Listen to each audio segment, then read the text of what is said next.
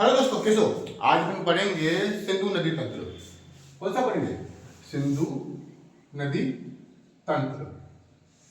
देखो, सिंधु नदी का उद्गम कहाँ होता है?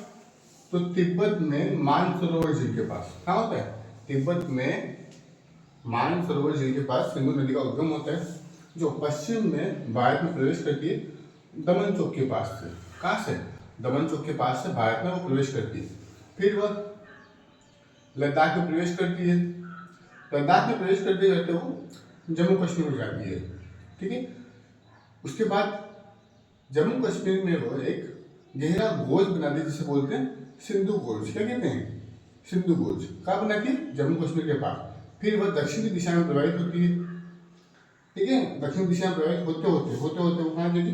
कराची के पूर्व में अरब सागर में विलीन हो जाएगी।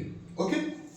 मतलब कि सिंधु नदी तिब्बत की मानसरोवर झील से का उद्गम होता है, वहाँ से पश्चिम दिशा में भारत के दमन चौक के पास से प्रवेश करती है, वहाँ से वह लद्दाख और जम्मू कश्मीर में प्रवाहित होती है। वहाँ पे वो जम्मू कश्मीर में सिंधु गोज का निर्माण करते हुए दक्षिण दिशा में प्रवाहित होते होते अरब सागर में विलीन हो जाती है। अब देखो, जम्मू कश्मीर और लद्दाख में इसकी कुछ सहायक नदियाँ जैसे कि गिलगित, श्योक और जास्कर। कौन कौन सी है? गिलगित, श्योक और जास्कर। सिंधु की कुछ मुख्य सहायक नदियाँ हैं जैसे कि झेलम, चेनाब, रावी, व्यास और सतलज। कौन कौन सी है? झेलम, चेनाब, रावी, व्यास और सतलज। ओके। ये सारी नदियाँ मिलकर पाकिस्तान में मिठानकोट के पास, कहाँ पर? पाकिस्तान में मिठानकोट के पास सिंधु नदी में मिल जाती है। वो उसी के साथ सिंधु नदी अपना सारा जल प्रवाहित करते करते कहाँ लेके जाती है? अरब सागर में। ओके, समझ में आया?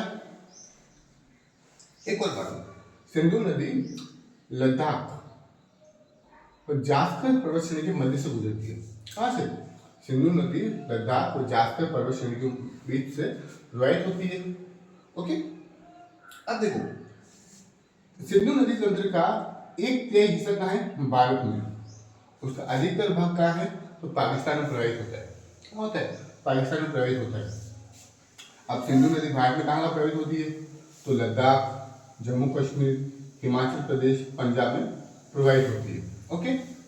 अब याद रखना है, सिंधु की सहायक नदियाँ कौन कौन सी है? झेलम, चेनाब, रावी, व्यास, सतलज, जो कि कहाँ?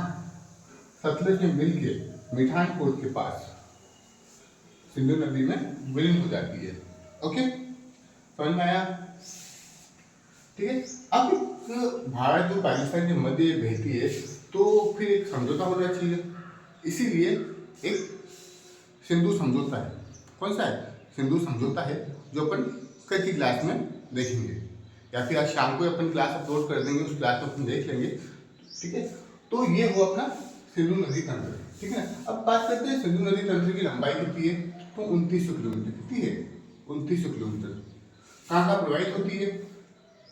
चीन यानी कि तिब्बत, भारत, पाकिस्तान में, यानी कि 3 देशों में सिंधु नदी तंत्र प्रवाहित होता है। ठीक है। कौन कौन से? चीन, भारत, पाकिस्तान में। ओके। तो इसी के साथ अपनी ये क्लास समाप्त करते हैं। ओके, धन्यवाद। आई होप आपको क्लास समझ में आई होगी। तो प्लीज़ लाइक कर देना, शेयर कर देना, सब्सक्राइब जरूर कर देना। धन्यवाद।